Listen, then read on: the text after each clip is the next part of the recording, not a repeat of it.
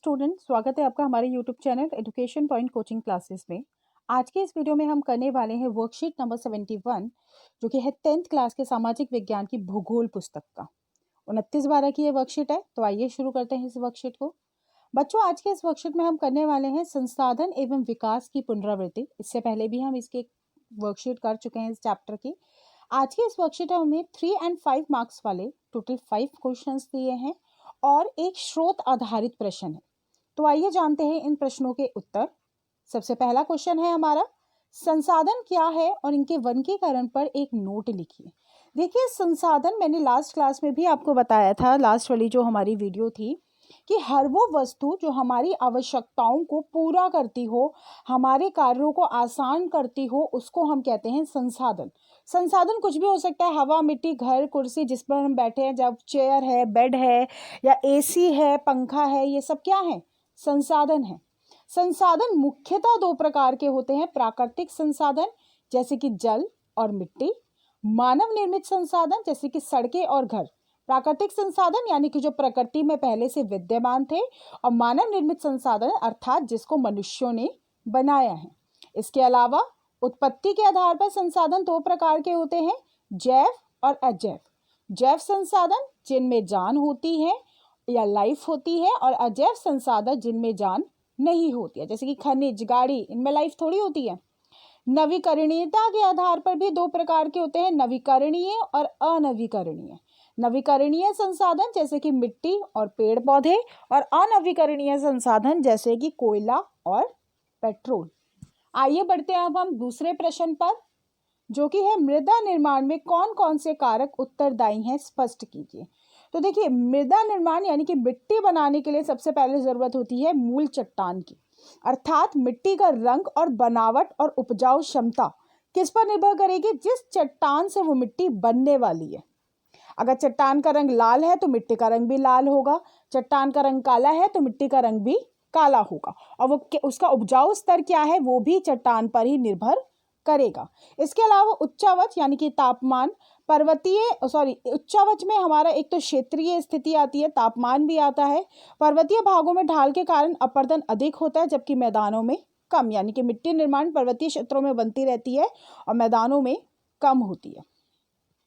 इसके अलावा जहां तापमान ज्यादा होता है वहां पर्वत जल्दी टूटते हैं, और जहां कम होता है वहां पे कम टूटते हैं।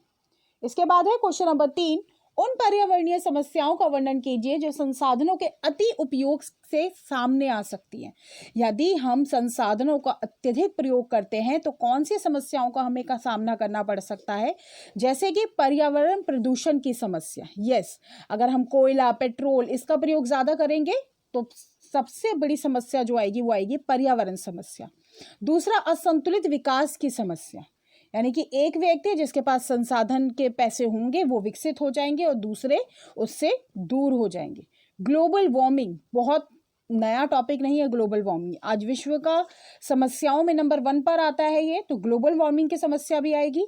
संसाधनों की समाप्ति, कौन से संसाधन? जो अनवीकरणीय संसाधन है, यानी कि जिनको दोबारा नहीं बनाया जा सकता, वो क्या हो जाएंगे? समाप्त हो जाएंगे, और बनने में फिर से लाखों साल लेंगे। और मृदा अपरदन यानी कि मिट्टी का कटाव देखने को मिलेगा। नाउ क्वेश्चन नंबर 4, पर्यावरणीय क्षति से होने वाले नुकसान कभी भी राज्य या राष्ट्रीय सीमाओं का ध्यान नहीं रखते, कथन की व्याख्या कीजिए।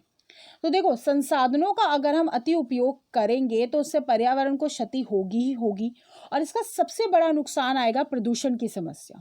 और प्रदूषण एक ऐसी समस्या है जो किसी एक राज्य या राष्ट्र की सीमा पर नहीं रहती। और अगर हम दिल्ली जैसे राज्य में रह रहे हैं तो हमें पता है कि सबसे बड़ी जो हमारी समस्या है वो पराली है। हरियाणा या पंजाब के किसान जो पराली जलाते हैं उसके लिए दिल्ली ही नहीं, आगे के राज्यों को भी वो समस्याओं का सामना करना पड़ता है। तो ऐसा तो नहीं है कि सिर्फ पंजाब वाले पराली जला रहे हैं या हरियाणा वाले जला रहे हैं तो दिल्ली वालों को समस्याएं नहीं हो रही हैं। हम इसलिए ज़्यादा अच्छे से जानते हैं क्योंकि हमें पता है कि कैसे हमें दिवाली पे कंट्रोल करना पड़ता है अपने आप को, कि पटाखे नहीं चलाने हैं, क्योंकि ऑलरेडी इतना ज़्यादा प्रदूषण फैला हुआ होता है।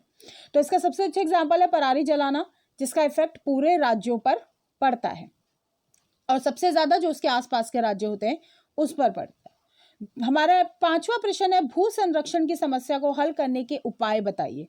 भू संरक्षण को कैसे सॉल्व किया जाए, यानी कि भूमि को कैसे सुरक्षित किया जाए।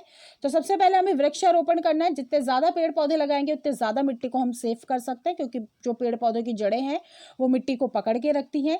चराई पर नियंत्रण करना है, यानी जो जानवर हैं जो चराई करते हैं वो अत्यधिक ना हो।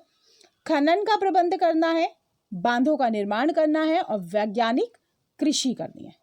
बच्चे श्रोताधारित प्रश्न थे, उससे संबंधित 4 प्रश्न है यहाँ पर। सबसे पहला प्रश्न है, संसाधन नियोजन क्यों आवश्यक है? तो नियोजन का अर्थ होता है नियोजित करके कार्य करना। तो संतुलित विकास के लिए संसाधनों का नियोजन जरूरी है, प्लानिंग की जरूरत है संसाधनों का प्रयोग करने के लिए। बच्चों दूसरा प्रश्न है हमारा, लद्दाख की विशेषताएं बतानी है हमें। तो लद्दाख एक शीत मरुस्थल है, पैराग्राफ में से ही सारे आंसर्स हैं। यह एक प्रदेश सांस्कृतिक विरासत से धनी है और खनिज और जल की यहाँ पर कमी है। ये बात सच है कि जो लद्दाख है वह संसाधनों के मामले में थोड़ा सा पिछड़ा हुआ है। प्रश्न तीसरा, भारत के किन प्रदेशों में खनिजों एवं कोयलों के प्रचुर भंडार में उपलब्ध हैं? तो झारखंड, मध्य प्रदेश और छत्तीसगढ़ वो राज्य हैं जहाँ पर खनिजों के प्रचुर भंडार मिलेंगे आपको। क्वेश्चन नंबर 4 और लास्ट मतलब श्रोताधारित का, भारत के किस प्रदेश में जल संसाधनों का व्यापक अभाव है? वो है राजस्थान। तो बच्चों आज की वीडियो होती है हमारी यहीं पे समाप्त। मिलते हैं नेक्स्ट वीडियो में। Thank you so much.